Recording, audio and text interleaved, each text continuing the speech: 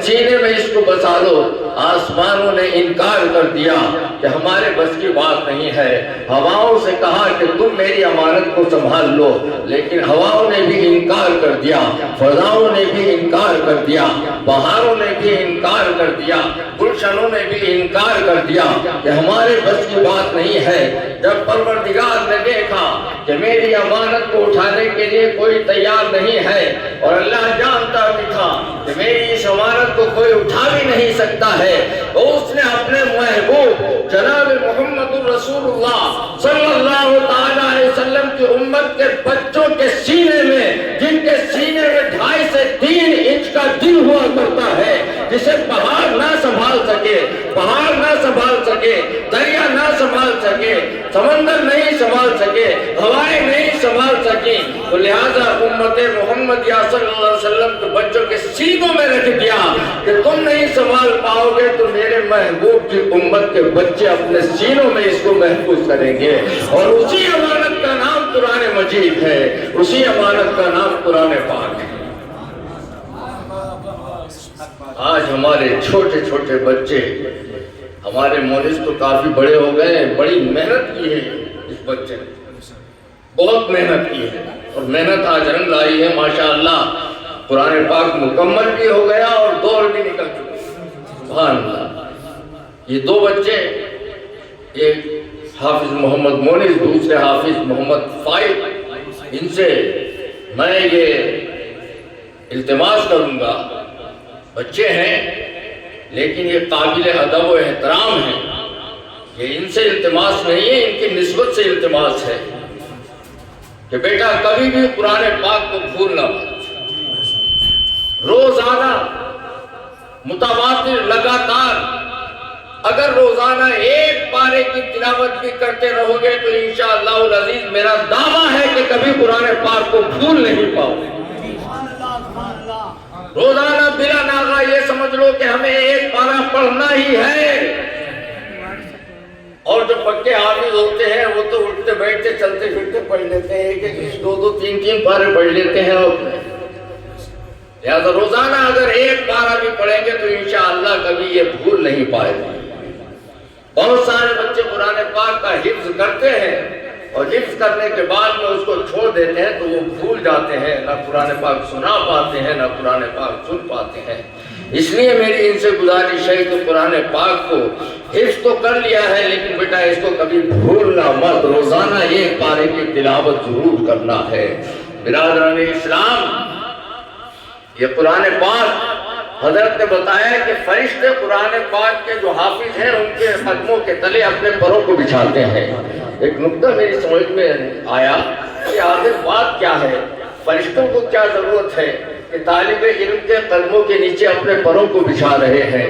میں نے سوال کر لیا، اے فرشتوں، بستی میں چل رہا ہے حافظ قرآن، قبرستان سے گزر رہا ہے حافظ قرآن، تو قبرستان سے عذاب اٹھایا جا رہا ہے، لہٰذا یہ تو بتاؤ کہ تمہیں پر بچھانے کی ضرورت کیا ہے؟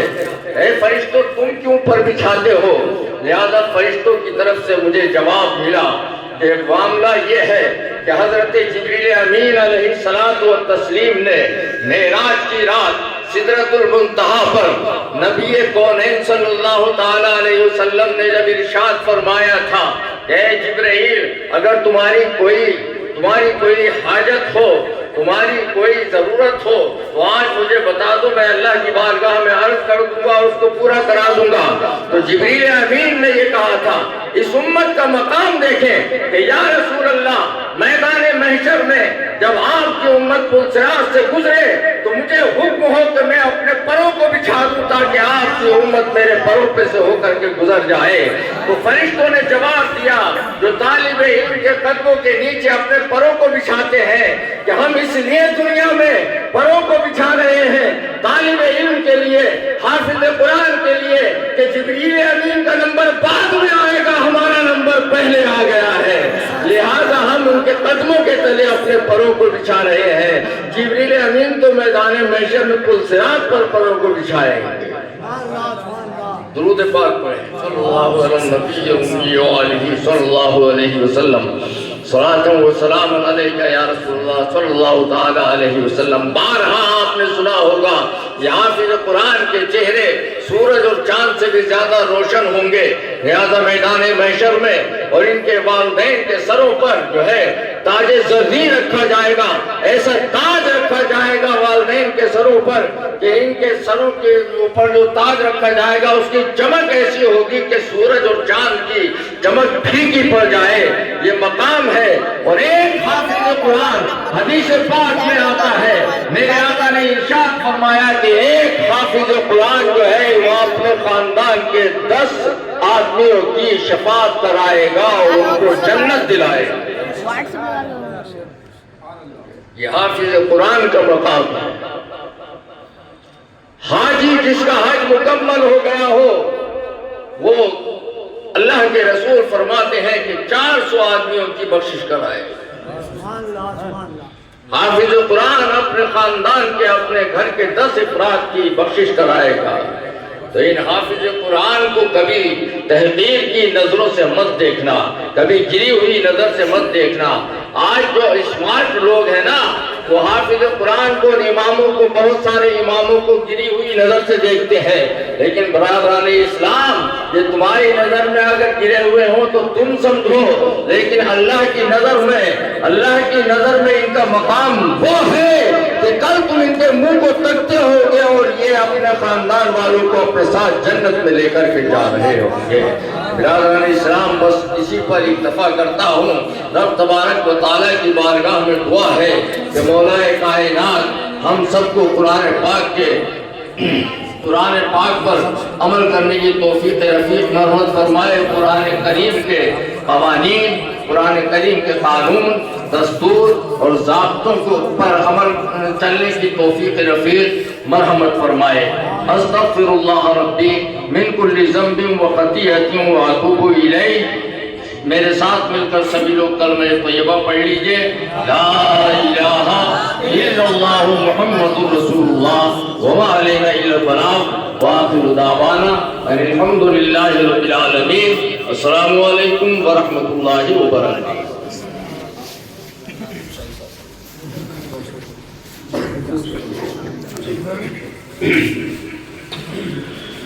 یا نبی سلام علیک, یا رسول سلام علیک, یا نبی سلام علیک, یا رسول سلام علیک, یا حبیب سلام علیک, یا حبیب سلام علیک, صلوات اللہ علیک, صلوات اللہ علیک. کہ مصطفیٰ جانے رہے مت پہ لاکھوں سلام, مصطفیٰ جانے رہے مت پہ لاکھوں سلام, شمع بز میں ہدایت پہ لاکھوں سلام, شمع بز میں ہدایت پہ لاکھوں سلام.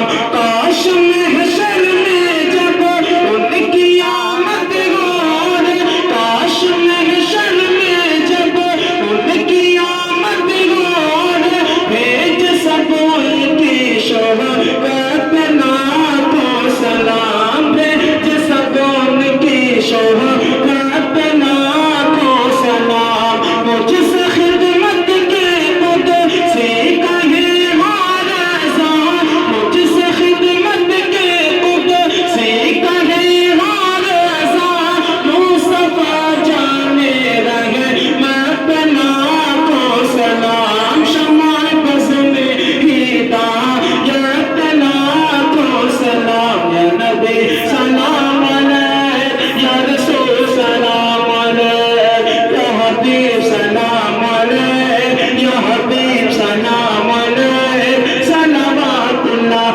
علیک, صلوات اللہ علیک. الصلاۃ والسلام علیک یا رسول اللہ.